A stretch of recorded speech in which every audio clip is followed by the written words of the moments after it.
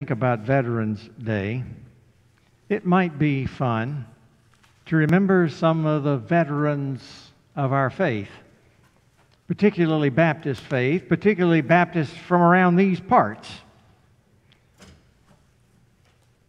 About 250 years ago, three of the more memorable figures in North Carolina Baptist history came into central North Carolina.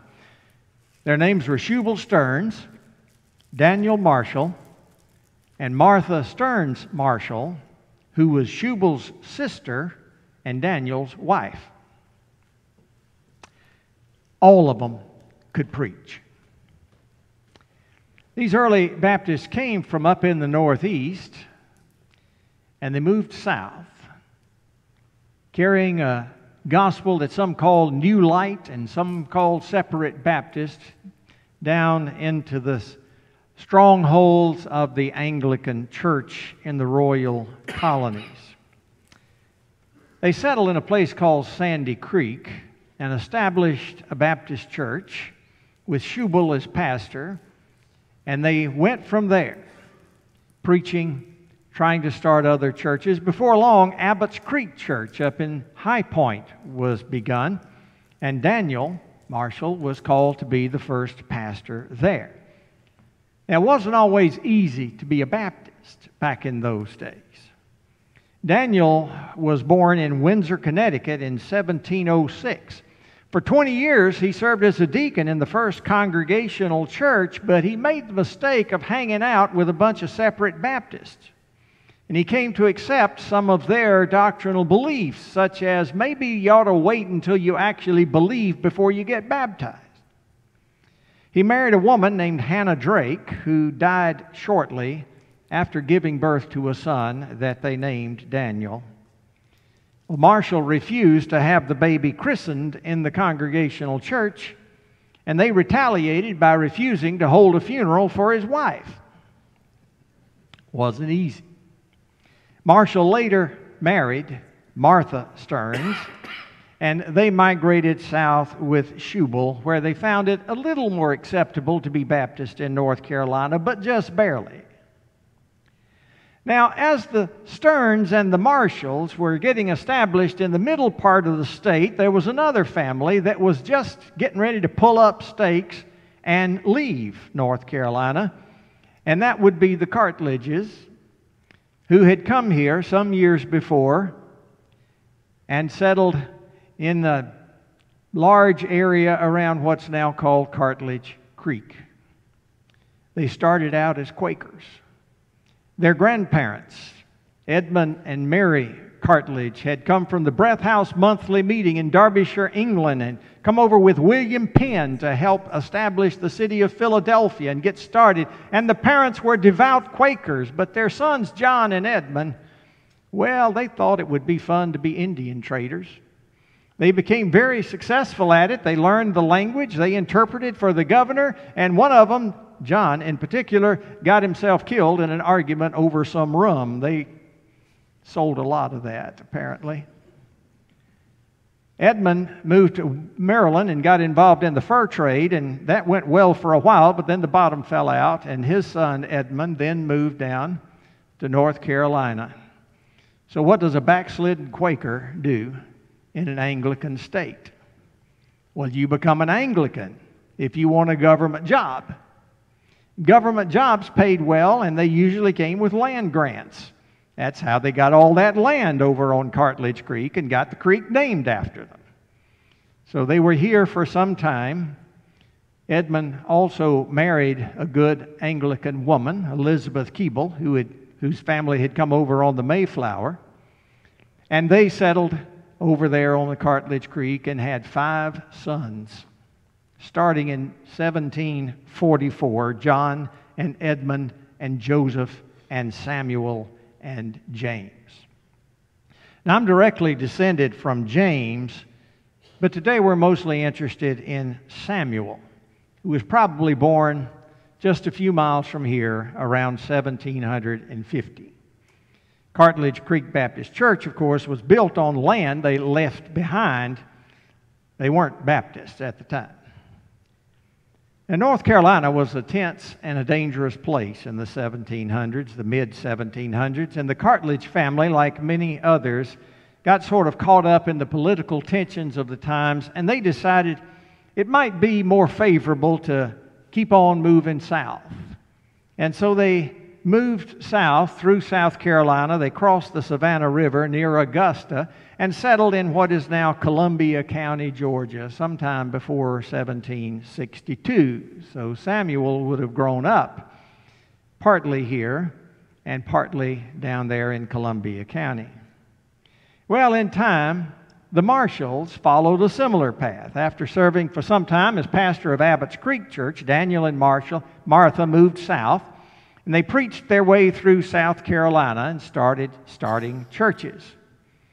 There came a day, though, about 1770, when they left their settlement at Horse Creek, South Carolina, and they pressed forward across the Savannah River and began to preach in the colony of Georgia. Now, Georgia remained a faithful royal colony at the time. A law passed there in 1757 made it unlawful to preach any doctrine, quote, not according to the rites and ceremonies of the Church of England. And what this New Light Baptist Marshall had to say certainly qualified as being not according to the rites and ceremonies of the Church of England. So it was that one day, as Marshall was preaching at a brush arbor, he was arrested by a stern constable, according to the historians, and the constable's name was Cartledge. First academic paper I ever published was back in seminary. Grew out of my church history class trying to determine just which one of the Cartledges was it that arrested him. Was it the father, Edmund, who we know was a captain in the king's militia? Or was it his brother James? There's one tradition to that. Or was it Samuel? Several traditions point to it being Samuel, even though he was only about 20 years old at the time.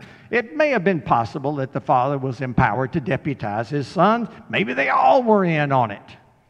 In any case, historians tell us that they arrested the silver-haired Marshall, and his wife Martha began to berate them for their actions. She quoted to them one scripture after another. It's no wonder we call it Martha Stearns Marshall Day of Preaching when we encourage women to preach in our churches, usually in February. Before long, the arresters were arrested by the gospel. They were converted. They were turned into Baptists. They became charter members of Cahokia Baptist Church, the oldest Baptist church in the state of Georgia. And when I was growing up and when I was in college, my home was about 30 miles away. Guess who was pastor of Cahokia Baptist Church? It was Bill Leathers.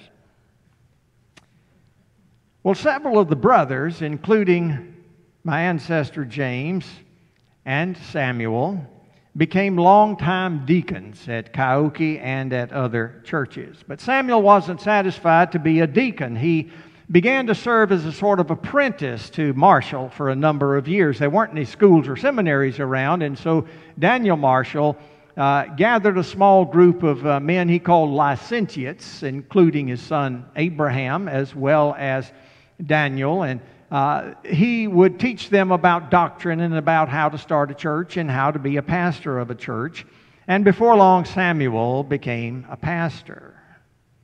He served in both South Carolina and Georgia, served churches on both sides of the river, mostly in South Carolina, for 63 years. At least two of them he served as pastor for more than 50 years because these were small churches and he usually had a multiple charge. He was still preaching at the age of 93. If you can imagine it these days, he was traveling alone by horseback many miles across the country at the age of 93. When he spent the night with a friend near Pace's Ferry, and as he left that morning to go across the river, his horse was spooked by a stray jackass, and the horse threw him up against a fence post. He hit his head on the ground, and he died at 93. Oh, to live so long and to die such a death. Well, as you can imagine, I feel a certain kinship and admiration for old Samuel Cartledge. He reminds me of an even older Samuel, the one for whom these books of 1st and 2nd Samuel were named. After writing a 747-page commentary on those books, I also developed a special kinship with that Samuel. So this morning, what I want us to do is pause for a few minutes, jump back to that Samuel. We'll jump back forward later. And think about Samuel's first real experience with God and how it came about. We don't know how old Samuel was when that happened. We often picture him being 7 or 8 or 9 or 10. He could have been 15 for all we know. He was still regarded as a boy. We find that story in 1 Samuel 3. We just read it. I don't need to repeat it to you. But it might help to remind you that Samuel lived in the 11th century BCE. The period sort of between the judges and the first monarchy in Israel. In fact, you can think of Samuel as the last of the judges, and he's the one who anointed the first 2 kings. But before that, you may recall that Samuel came into the world as the result of a heartbroken woman's prayer. His mother Hannah, who had been infertile, begged God for a child and promised that if God would just give her a son, she would return the child to God. Samuel was born, as you know, and in due time his mother brought him to the temple at Shiloh, where the young boy became an apprentice and helper to the priest, whose name was Eli. So as my ancestor Samuel became an apprentice to Daniel Marshall, the old Samuel became an apprentice to Eli. There was a difference, however. While Daniel was exceedingly competent and well-known, Eli had a reputation of not being particularly competent. He was getting old. He was blind. He had 2 sons. He turned over the priesthood to his sons. And they were, well, let's say they weren't very good at it. In fact, apparently, they didn't try very hard to be good at it. The narrator tells us that they were worthless sons of Belial. Now, in the Old Testament, the worst thing you can say about somebody is that they are a son of Belial. Kind of a terrible thing. Now, obviously, we've got some distractions, so I'm going to hang on just a second. Let's see if we can help out here.